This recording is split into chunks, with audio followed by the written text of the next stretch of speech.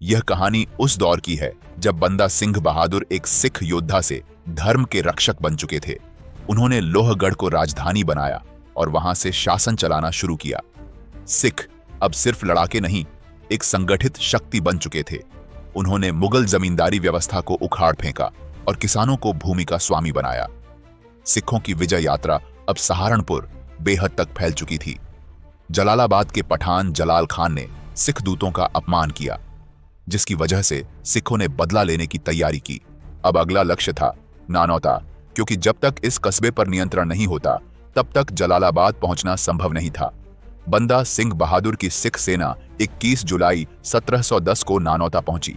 यहां उन्हें बड़ी संख्या में गुज्जर समुदाय के लोग मिले, जो लंबे समय से जुल्म और अपमान का शिकार थे। उन्होंने सिखों के साथ हाथ मिलाया और उनकी सेना में शामिल हो गए।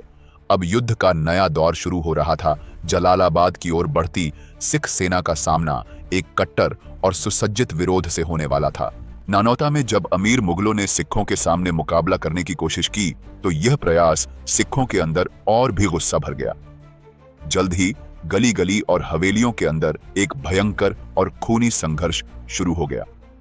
कत्लेआम का आतंक इतना भयावह थी कि मोहम्मद जफरुद्दीन की डायरी में दर्ज है कि सिर्फ शेखा मोहम्मद अफजल की हवेली के आंगन में 300 अमीर मुगल मारे गए और वहीं ढेर हो गए। नानौता जलती हुई राख में बदल गया। 25 जुलाई 1710 यही तारीख अब इस कत्लेआम और तबाही के लिए पहचानी जाने लगी। इतिहासकार जीआरसी विलियम्स के अनुसार इसी दिन नानौता को फूटा शहर का नाम मिला और आज भी यही नाम आम भाषा में प्रचलित है।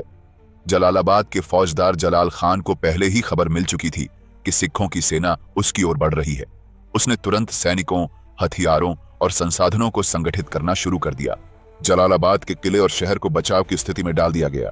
कुछ ही दिनों बाद समाचार मिला कि सिख जलालाबाद से केवल 3-4 कोस दूर हैं और पहले ही 2 पास के गांवों पर हमला कर उन्हें घेर चुके हैं। जवाबी कार्रवाई में जलाल खान ने एक मजबूत टुकड़ी रवाना की, जिसमें लगभग 1000 बंदूकधारी और तीरंदाज और 400 अफगान घुड़सवार शामिल थे। इस टुकड़ी का नेतृत्व उसका पोता गुलाम मोहम्मद और चचेरा भाई हिजबर खान कर रहे थे। फौजदार की इस प्रतिक्रिया से घिरे हुए गांवों के लोगों में उत्साह आ गया। 4-5 हजार ग्रामीण, किसान और आम नागरिक हथियारों के बजाय पत्थर, लाठियां और गुलेल लेकर सिखों से भिड़ने आ गए। एक जबरदस्त संघर्ष हुआ, लेकिन सिखों ने भी अपने साहस और संगठन से घेराबंदी बनाए रखी। इस लड़ाई में हिजबर खान समेत कई अफगान और ग्रामीण मारे गए। इसके बाद भी कई अवसरों पर सिखों और अफगानों के बीच मुठभेड़ें होती रहीं। पीर खान और जमाल खान, फौजदार के भतीजे, सिखों को रोकने की कोशिश में मारे गए। उनके शवों को किले तक लाने में फौजदार का बेटा दिनदार अली खान बेहद कठिनाइयों का सामना कर रहा था। इन सब घटनाओं के बीच जलाल खान ने मुगल सम्राट बहादुर शाह को सिखों की घेराबंदी की रिपोर्ट भेजी। जलालाबाद अब चारों ओर से सिखों द्वारा घिर चुका था, लेकिन किला मजबूत था। बरसात शुरू हो चुकी थी और आसपास पानी भर गया था। कृष्णा नदी की बाढ़ का पानी अब किले की दीवारों को छूने लगा था। सिखों ने लकड़ी के तख्तों से बने सैकड़ों मोरचल तैयार किए और उन्हें पहियों पर रखकर किले के चारों ओर तैनात कर दिया। वे अब दीवारों तक पहुंचकर बेलचे, औजार, सीढ़ियां लेकर हमला करने लगे। वे मुख्य द्वार को जलाने और दीवारों को तोड़ने की कोशिश करने लगे, मगर किला इतना मजबूत था कि 20 दिनों तक लगातार संघर्ष के बाद भी सिख सफल नहीं हो सके। भीतर फंसे लोग भूखे प्यासे थे। दोनों तरफ भारी नुकसान हुआ। अंततः सिखों को यह समझ में आ गया कि शीघ्र विजय संभव नहीं है और तभी पंजाब से उन्हें वापस बुलाया जाने का संदेश भी आ गया। मजबूरन उन्होंने घेरा हटाया और सुल्तानपुर और आसपास के परगनों की ओर कूच कर गए। बंदा सिंह बहादुर ने एक स्पष्ट आदेश दिया। सतलुज के उत्तर में बसे पंजाब के इलाकों में खालसा बिरादरी सिख राज की स्थापना के लिए कार्रवाई करे।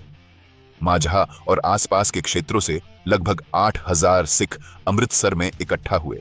उन्होंने रणनीति बनाई और पंजाब के प्रमुख इलाकों पर धावा बोल दिया। यह हमला इतनी तीव्रता और क्रूरता से हुआ कि रास्ते में आने वाला हर मुगल शासक सिखों के आक्रोश का शिकार बन गया। लाहौर और कसूर जैसे इलाके, जहां पहले सिख हमला नहीं करते थे क्योंकि उनकी सेना छोटी थी, अब भी उनके पहले लक्ष्य नहीं बने। इन क्षेत्रों में मुगल प्रशासन और अफगानों की मजबूत पकड़ थी। इसलिए सिखों ने अपना रुख उत्तर पूर्व की ओर मोड़ा और बटाला व कलानौर को जीत लिया। इसके बाद कुछ सिख दल उत्तर की ओर बढ़ते हुए पठानकोट के परगनों पर काबिज हो गए, जबकि अन्य लाहौर की ओर बढ़े। वे शालामार बाग तक लूटपाट करते हुए पहुंचे और लाहौर की दीवारों तक तलवारें लेकर पहुंच गए। अब तक वे मौलवी और धार्मिक नेता, जिन्होंने पहले गैर मुसलमानों पर अत्याचार किए थे, खुद सबसे अधिक सजा भुगत रहे थे। वे लाहौर की ओर भागते हुए दिखाई दिए। पूरे शहर में भय और आतंक का माहौल था। उस समय लाहौर का सूबेदार सैयद असलम खान था, काबुल के एक मौलवी परिवार से। जब उसने सिखों की सेना को आते देखा तो भयभीत होकर मैदान में उतरने की भी हिम्मत न जुटा सका। तब धार्मिक नेताओं ने मोर्चा संभाला। उन्होंने मजहबी भावनाएं भड़काईं। ईदगाह मस्जिद के पास हरा झंडा गाड़ा गया और जिहाद का ऐलान कर दिया गया, ताकि सिखों के बढ़ते प्रभाव के खिलाफ आखिरी लड़ाई लड़ी जा सके। लाहौर में जब मौलवियों और जिहादियों ने हैदरी झंडा उठाकर सिखों के विरुद्ध युद्ध का ऐलान किया, तो यह केवल धार्मिक भावना का उभार नहीं था, यह एक संगठित प्रयास था जो जल्द ही एक उन्मादी भीड़ में बदल गया। इस मुहिम की अगुवाई मोहम्मद ताकी और मूसा बेग जैसे प्रभावशाली लोगों ने की, जिन्होंने अपने घरों का फर्नीचर तक बेच डाला और ऐलान किया कि सारी संपत्ति जिहाद में झोंक दी जाएगी। पंजाब के कई अमीर सौदागर, खोजा और व्यापारियों ने भी इस अभियान में भारी धनराशि दान की। इस्लामी समाज के कई प्रभावशाली चेहरे खुद तलवार लेकर ईदगाह पर एकत्र हो गए। पहाड़ामल का बेटा राजा टोडरमल का वंशज इस जिहादी दल की अगुवाई कर रहा था। जब लाहौर के सूबेदार सैयद असलम खान को पता चला कि उसे डरपोक और कायर कहा जा रहा है, तो उसने दिखावे की हिम्मत करते हुए पूरब के मीर अता उल्लाह और फरीदाबाद के मुहिब खान खराल को 500 घुड़सवारों और 1000 पैदल सैनिकों के साथ जिहादी सेना में शामिल कर दिया। उधर सिखों ने भी अपने बल को 4 हिस्सों में विभाजित कर दिया। एक जत्था अमृतसर लाहौर, दूसरा गुरदासपुर से पहाड़ों की ओर, तीसरे जत्थे को लाहौर शहर को घेरने का जिम्मा मिला और चौथा जत्था रिजर्व में रखा गया फौरन प्रतिक्रिया के लिए। लाहौर ऑपरेशन का बेस बना भरतगांव, जहां का अधिकारी मेहता भगवंत राय एक ईंटों का छोटा किला बनवा चुका था। सिखों ने इस किले को अपने नियंत्रण में ले लिया और वहीं से मोर्चा तैयार किया।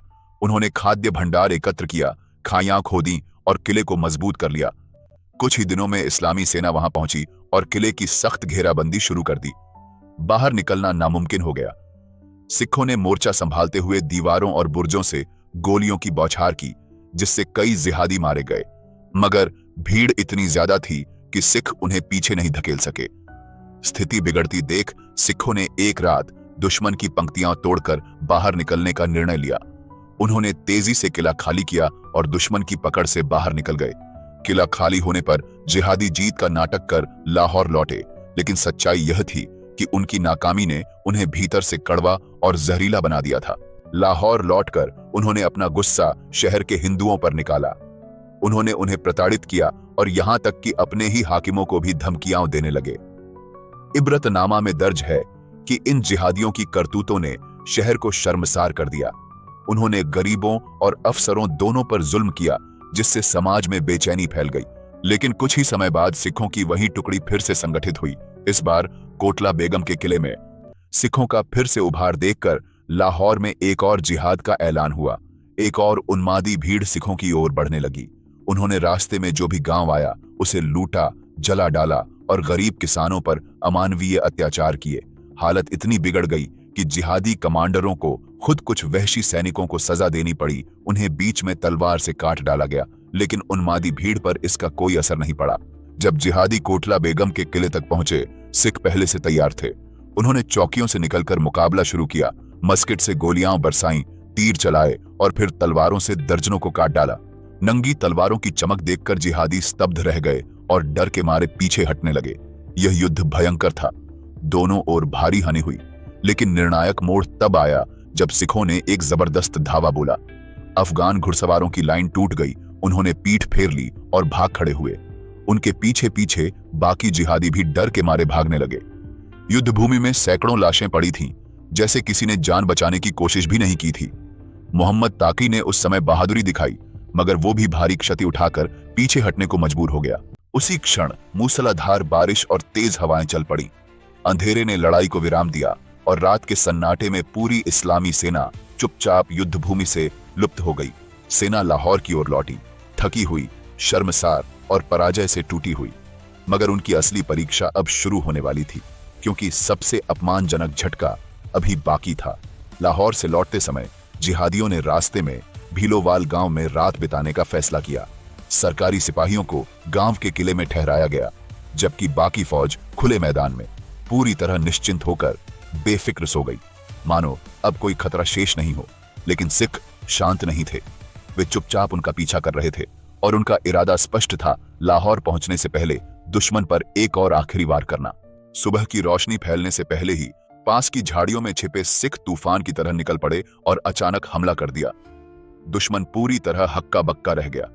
कोई समन्वय नहीं हो सका और ज्यादातर सैनिक तैयार होने से पहले ही मारे गए। भगदड़ मच गई। हर कोई अपनी जान बचाकर भागने की कोशिश में इधर उधर दौड़ पड़ा। सिखों ने इस अफरा तफरी का पूरा फायदा उठाया। भागते हुए सैनिकों को घेरकर भरपूर हमला किया। उनका सेनापति इस तबाही को देखता हुआ एक मकान की छत पर चढ़ा और चिल्लाया कि सभी लोग गांव के अंदर आ जाएं, लेकिन तब तक बहुत देर हो चुकी थी। सिखों की तलवारें अधिकांश को काट चुकी थीं और बहुत कम लोग ही इस अचानक हुई मौत से बच सके। यही हमला वह निर्णायक क्षण था जिसने जिहादियों की कमर तोड़ दी। अब जिहादी पूरी तरह बिखर गए। जो बचे वे अपने घरों को लौट भागे और उनके नेता मुंह छुपाते हुए लाहौर पहुंचे। भीलोवाल की इस लड़ाई में जिहादियों का बड़ा नुकसान हुआ। सैकड़ों सैनिक मारे गए। सिखों की विजय की सीमाएं अब और फैल गईं। लाहौर शहर को छोड़कर माझा और रियाड़ी का पूरा इलाका सिखों के अधीन आ गया। मुसलमानों ने कई बार अपने मौलवियों से बदला लेने की फरियाद की, लेकिन उन्हें केवल मौन उत्तर मिला, बहानों और रहस्यमय जवाबों में। अब सिखों की निगाह उत्तर पूर्व की ओर गई। बिस्त जालंधर का दुआब, जिसमें वर्तमान के जालंधर और होशियारपुर जिले आते हैं, सरहिंद प्रांत की सीमा पर स्थित था और बंदा सिंह बहादुर द्वारा पहले ही जीता जा चुका था। यह इलाका आजादी की भावना से सबसे पहले सराबोर हुआ। दक्षिण के सिखों के पद चिन्हों पर चलते हुए इस क्षेत्र के सिखों ने भी फतह का बिगुल बजा दिया। कुछ ही हफ्तों में दोआब के कई छोटे बड़े सरकारी अफसरों को निकाल फेंका गया और उनकी जगह सिख तहसीलदार और थानेदार नियुक्त कर दिए गए। हालांकि मुख्य सिख सेना इस समय सरहिंद, दक्षिण मालवा और गंगा दोआब में कार्यरत थी, लेकिन इस इलाके में स्थानीय सिखों और सतलुज पार से भेजे गए एक छोटे से दल ने नेतृत्व संभाल लिया। शम्स खान जालंधर दोआब का फौजदार था। अब सिखों ने सोचा कि समय आ गया है, फौजदार को सीधी चुनौती दी जाए। हमेशा की तरह उन्होंने एक परवाना लिखा जिसमें शम्स खान से कहा गया कि सिख राज्य को स्वीकार करो, सुधार लागू करो और जो खजाना तुम्हारे पास है उसे लेकर सामने आओ। यह संदेश 2 सिख दूतों के माध्यम से भेजा गया। शम्स खान ने अपने अमीरों और अफसरों से सलाह की। सबने वफादारी की कसम खाई और कुरान शरीफ को बीच में रखकर वादा किया कि वे अंतिम सांस तक उसके साथ रहेंगे। समय की आवश्यकता को समझते हुए शम्स खान ने सिख दूतों को टालने वाला उत्तर भेजा, जिसमें कहा गया कि वह जल्द ही मिलने आएगा। साथ ही थोड़ी मात्रा में सीसा और बारूद भेजा और यह कहा कि बाकी सामान गोदामों में उपलब्ध है, लेकिन उठाने के लिए साधन उपलब्ध नहीं है। शम्स खान जानता था कि धर्म के नाम पर भावनाएं भड़काना आसान है। यदि वह इस्लाम के नाम पर अपील करे तो भीड़ आसानी से उसकी सेना बन जाएगी। अब संघर्ष और भी व्यापक होने वाला था, क्योंकि दोनों ओर से तैयारी पूर्ण हो चुकी थी। जब शम्स खान ने देखा कि सिखों की चुनौती अब खुलकर उसके अधिकार क्षेत्र तक पहुंच चुकी है, तो उसने धार्मिक जुनून को हवा देते हुए सिखों के खिलाफ जिहाद का ऐलान करवा दिया। हर गांव और कस्बे में ढिंढोरा पिटवाया गया।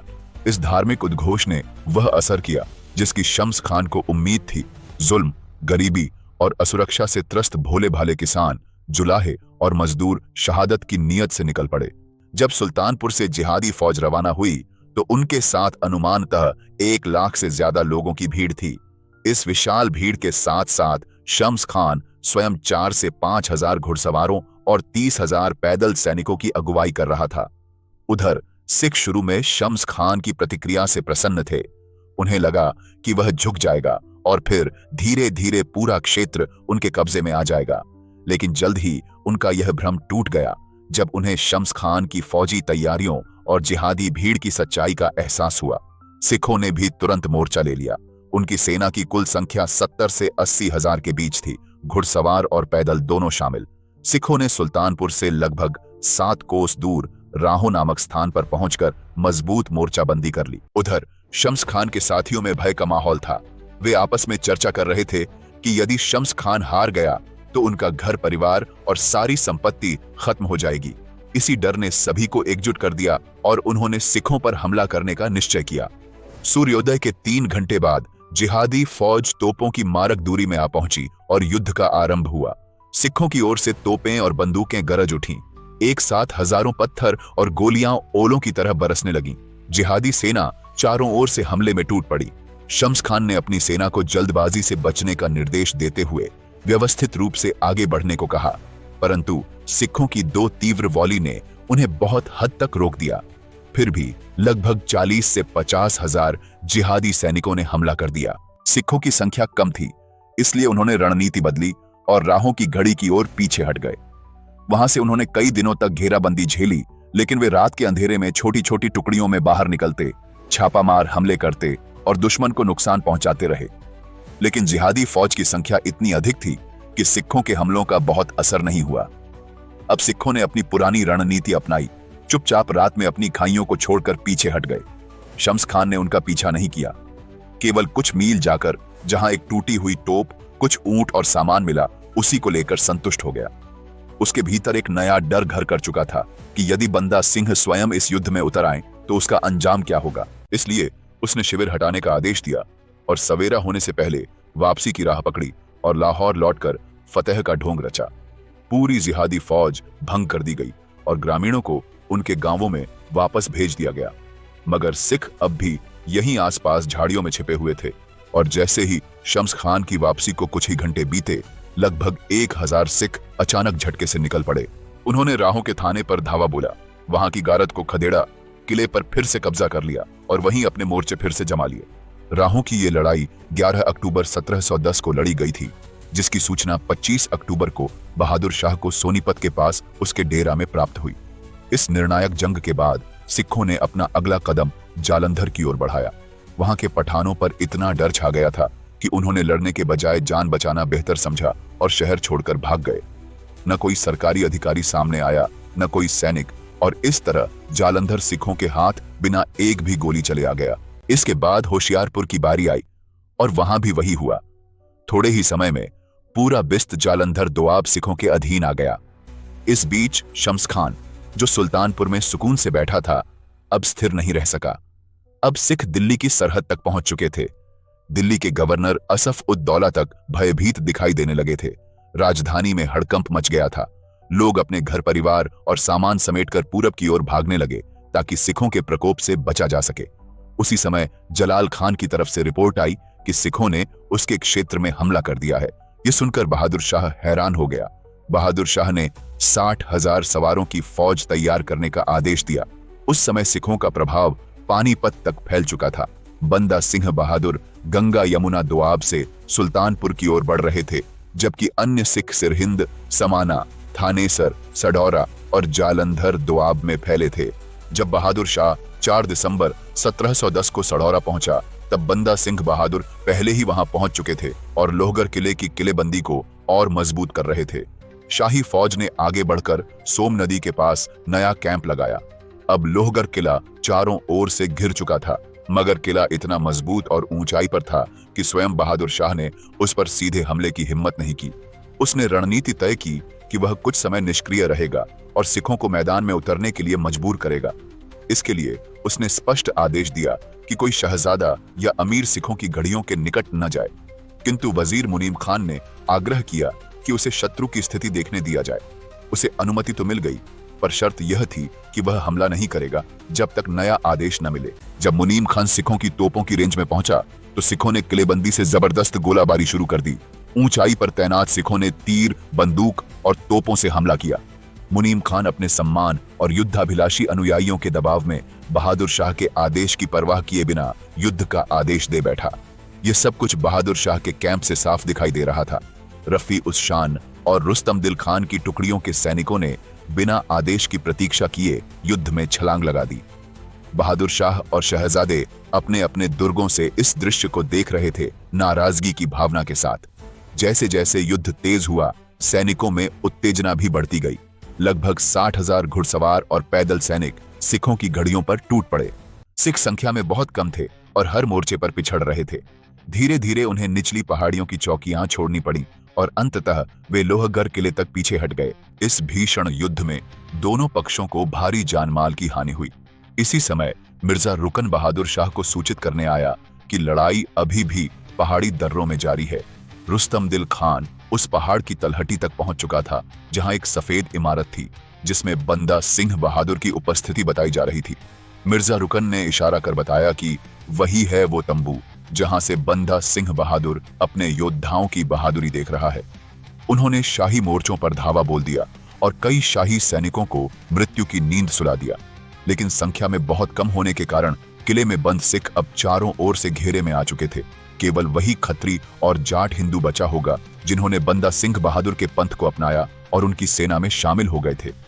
शाम की नमाज के वक्त जब मुनीम खान को यह विश्वास हो गया कि बंदा सिंह बहादुर अब उसकी पकड़ में है, तो उसने सैनिकों को वहीं टिके रहने का आदेश दिया ताकि अगली सुबह अंतिम फतह हासिल की जा सके। रुस्तम दिल खान और उसकी टुकड़ी को किले और पहाड़ी को घेरने की जिम्मेदारी सौंपी गई, जबकि मुनीम खान स्वयं शाही कैंप लौट आया। बहादुर शाह, जो मुनीम खान की आज्ञा उल्लंघन से पहले क्रोधित था, अब बंदा सिंह बहादुर के घेरे में होने की सूचना पाकर शांत हो गया। लेकिन जुल्फिकार खान के हरकारों ने, जो मुनीम खान के विरोधी थे, दरबार में यह झूठी अफवाह फैला दी कि बंदा सिंह बहादुर को पकड़ लिया गया है। यह बात बहादुर शाह तक पहुंची और उसने इसे सत्य मान लिया। उधर लोहगढ़ किले में फंसे सिख अब भुखमरी की हालत में पहुंच चुके थे। उनके पास राशन समाप्त हो चुका था। तब आखिरी उम्मीद बस एक थी कि किले से बाहर निकलने की एक हताश कोशिश। सिख बख्शी गुलाब सिंह, जो मूल रूप से एक हिंदू थे और बाद में सिख बन गए थे, उन्होंने बंदा सिंह बहादुर की जगह खुद को कुर्बान करने का निर्णय लिया। उन्होंने बंदा सिंह बहादुर जैसा भेष पहना, उन्हीं के वस्त्र पहने और उन्हीं की जगह पर बैठ गए। आधी रात और सुबह के बीच सिखों ने अपनी आखिरी चाल चली। एक जोरदार धमाके से शाही कैंप की जमीन हिल गई। सिखों ने एक इमली के पेड़ के तने से बनी तोप में बारूद भरकर उड़ा दिया था। उसी क्षण सिखों ने तलवारें निकाली और एक भीषण धावे के साथ शाही घेराबंदी को चीरते हुए पहाड़ियों की ओर निकल चले और नाहन के राजा के क्षेत्र में पहुंच गए। 11 दिसंबर 1710 की सुबह मुनीम खान ने फिर से हमला किया और थोड़ी लड़ाई के बाद किले पर अधिकार पा लिया। उसे पूरा विश्वास था कि अब वह बंदा सिंह बहादुर को जिंदा या मरा पकड़कर बादशाह के सामने पेश करेगा। लेकिन जब उसे एहसास हुआ कि शिकारी का बाज उड़ चुका है और बंदा सिंह बहादुर कहीं नहीं है, तो वह स्तब्ध रह गया। उसका चेहरा शर्म और भय से स्याह हो गया। गुलाब सिंह बख्शी और लगभग 10 घायल सिखों को गिरफ्तार कर लिया गया। विजय के बाद की रस्म के अनुसार जब वह शाही डुगडुगी बजवाकर दरबार की ओर बढ़ रहा था, तो रास्ते में ही हुक्म आया, तुरही बंद करो और दरबार में आने की हिमाकत मत करना। हार और अपमान में डूबा हुआ मुनीम खान अपने तंबू में लौट आया। बहादुर शाह ने भी अपने गुस्से को छिपाया नहीं। वह बोला, परवाह नहीं, मुनीम खान ने उसे लाने का वादा किया था तो अब लाना ही होगा। गुलाब सिंह और उनके साथियों को कोतवाल सरबराह खान के हवाले कर दिया गया ताकि उन्हें शाही आदेशानुसार मृत्यु दी जा सके। 13 दिसंबर 1710 को बहादुर शाह ने सभी शहजादों और अमीरों को फौरन कैंप में बुलाने का आदेश जारी किया, क्योंकि अब इस युद्ध का परिदृश्य बदल चुका था और बंदा सिंह बहादुर आजाद थे। लोहगढ़ की लड़ाई के बाद सिख विद्रोह का अंत नहीं, बल्कि एक नया अध्याय शुरू हुआ और मुगल दरबार को इसका एहसास धीरे धीरे होने लगा। इसी दिन एक बड़ा निर्णय लिया गया। नाहन और श्रीनगर के पहाड़ी राजाओं को आदेश भेजे गए कि वे बंदा सिंह बहादुर को ढूंढकर दरबार में भेजें। विशेष रूप से नाहन के राजा भूप प्रकाश पर शक गहरा गया, क्योंकि सिख लोहगढ़ से भागकर उसी के क्षेत्र में शरण लिए हुए माने जा रहे थे। हामिद खान को बंदा सिंह बहादुर की तलाश में रवाना किया गया। 7 स्पष्ट आदेश थे, यदि बंदा सिंह बहादुर जिंदा मिले तो उसे पकड़ो, नहीं तो नाहन के राजा को गिरफ्तार करके लाओ। राजा भूप प्रकाश की मुश्किल यह थी कि उसका मुख्य नगर बादशाह के कैंप से ज्यादा दूर नहीं था। जब सिखों का कोई सुराग न मिला तो गुस्सा सीधे उसी पर उतरा और 22 दिसंबर 1710 को उसे गांवपुरी के पास बादशाही कैंप में गिरफ्तार कर लिया गया। उसकी बूढ़ी मां ने बेटे को छुड़ाने के लिए लगभग 30 प्रमुख पहाड़ी प्रतिनिधियों को भेजा, लेकिन 23 मार्च 1711 को उन सबको फांसी दे दी गई। राजा भूप प्रकाश और सिख गुलाब सिंह, जिसने बंदा सिंह की जगह ली थी, दोनों को लोहे के पिंजरे में कैद करके दिल्ली के किले में भेजा गया। इसके बाद बहादुर शाह लाहौर पहुंचा। यहीं सिख अभियान का पहला चरण समाप्त हुआ। लेकिन यह अंत नहीं था। बंदा सिंह बहादुर अब सिर्फ एक बागी नहीं, बल्कि मुगल सल्तनत के लिए एक स्थायी खतरा बन चुके थे, जिसने साबित कर दिया कि एक तपस्वी भी साम्राज्य को चुनौती दे सकता है। इस वीडियो को देखने के लिए धन्यवाद। मिलते हैं अगली बार। प्लीज लाइक करें, शेयर करें और सब्सक्राइब करें। जय हिंद, जय भारत।